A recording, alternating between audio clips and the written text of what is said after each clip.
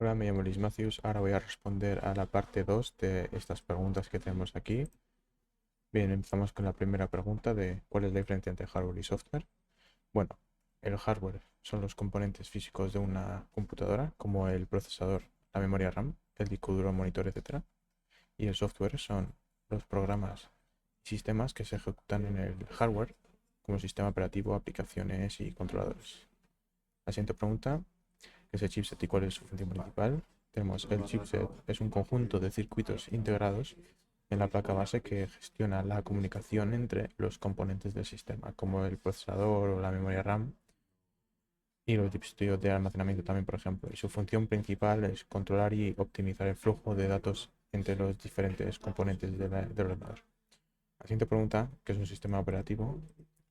Un sistema operativo es el software principal que permite que el hardware de un ordenador interactúe con el software y los usuarios y gestiona recursos como el procesador, la memoria y almacenamiento, cosas así. La siguiente pregunta: ¿cuál es la diferencia entre USB 2.0 y 3.0?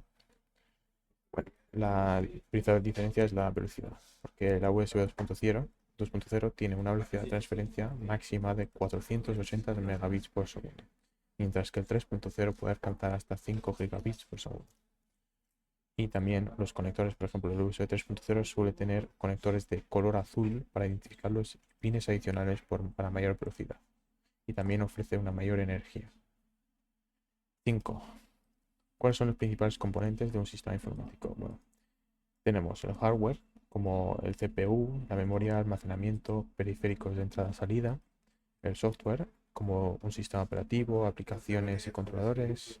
Y después tenemos los usuarios, que son las personas que interactúan con el sistema, y después los datos, que es la información que se procesa y utiliza. Bien, la siguiente pregunta: ¿qué significa la latencia en una memoria RAM y cómo afectúa en el rendimiento? Tenemos la latencia, que es el tiempo que tarda la RAM en responder a una solicitud del procesador. Y el impacto en el rendimiento es una menor latencia, significa una respuesta más rápida, lo que mejora el rendimiento en tareas que requieren el acceso rápido a los datos. Bien, la siguiente pregunta: ¿qué es el firmware?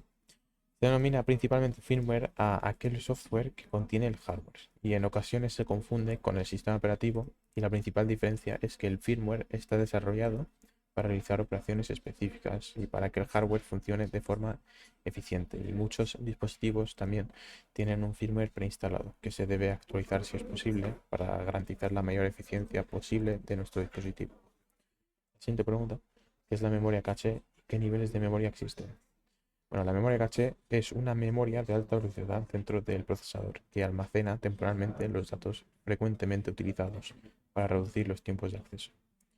Los niveles son L1, que es más rápida y pequeña y está integrada directamente en el procesador; L2, que es más grande que la L1, pero un poco más lenta; y la L3, que es más grande y más lenta y está compartida entre los núcleos de la CPU.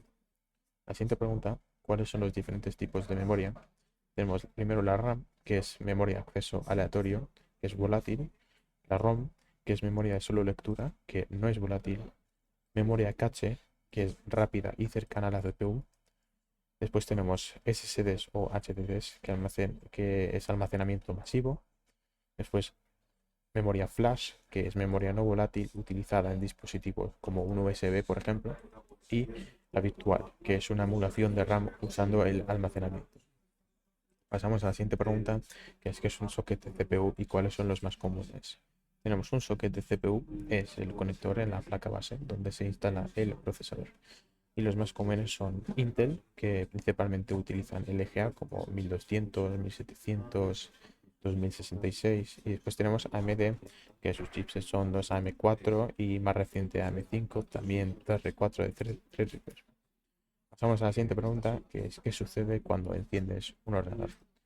Primero, el BIOS o el UEFI, que se llama así hoy en día, realiza un autodiagnóstico llamado Post Power on Self Test, y si se detecta el hardware conectado, el sistema busca el sistema operativo en el disco de arranque y después se carga el sistema operativo en la memoria RAM y el control se transfiere al sistema operativo para que el usuario pueda interactuar con él.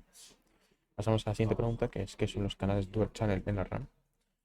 Dual Channel es una tecnología que permite que dos módulos de memoria RAM trabajen simultáneamente duplicando el ancho de banda para mejorar el rendimiento. La siguiente pregunta es ¿qué es un programa? Un programa es un conjunto de instrucciones que un ordenador ejecuta para realizar tareas específicas como procesar datos, mostrar gráficos o enviar información. La penúltima pregunta tenemos ¿qué función tiene el System on Chip en un smartphone? El System on Chip es un chip que integra todos los componentes principales del dispositivo, como el CPU, el GPU, la memoria y los controladores. Y su función es optimizar el espacio, la eficiencia energética y el rendimiento en dispositivos móviles. La última pregunta que tenemos aquí es ¿qué es la BIOS y cuál es su función en el arranque de un sistema? La BIOS, que significa Basic Input Output System, es un firmware almacenado en un chip de la placa base que inicializa el hardware y prepara el sistema para cargar el sistema operativo. Y su función es realizar el post, detectar el hardware y cargar el cargador de arranque del sistema operativo. Y con eso terminamos la parte 2 del control.